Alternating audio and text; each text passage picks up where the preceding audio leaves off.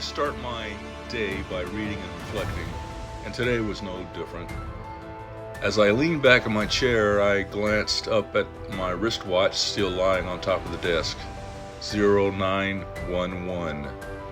Is God communicating something to me?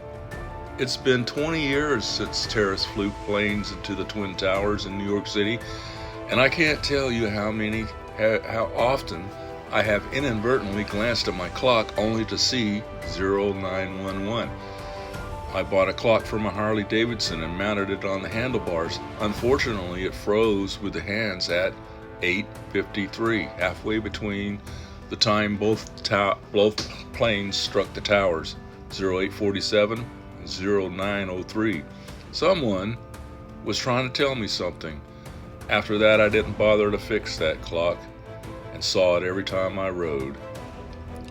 If you had come to me on September 10, 2001, and told me that a group of terrorists was going to hijack commercial planes and fly them into buildings on purpose in a coordinated attack, I wouldn't believe it. I would have listened to you politely while silently dismissing you as a crazy alarmist with a great imagination. This reaction is because the idea seemed so ridiculous until it happened.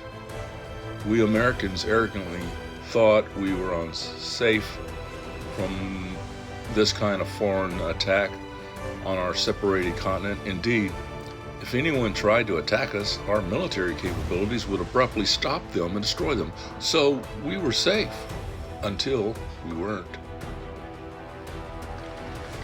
If I told you something more significant than 9/11 was coming to our shores, you would dismiss me as another conspiracy alarmist and seek to get away from my dialogue. I say this not because I'm aware of any specific threat, but because I am a historian and an author. All we need to do is look at history to see how and why wars are initiated on unsuspecting nations. In every case, those attacked projected weakness, either militarily or with the will to resist an attack.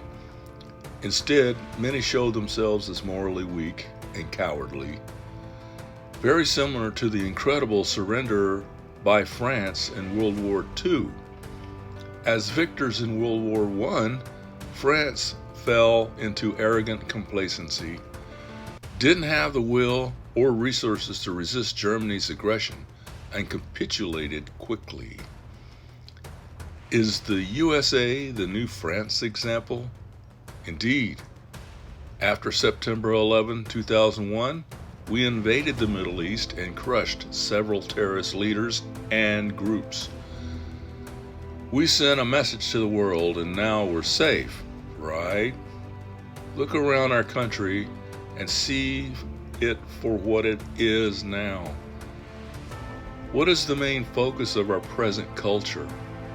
What kind of message did the USA send the world so quickly, capitulating to fear and false narratives? Since 2021's COVID release, people still wear masks, even while driving alone in their cars.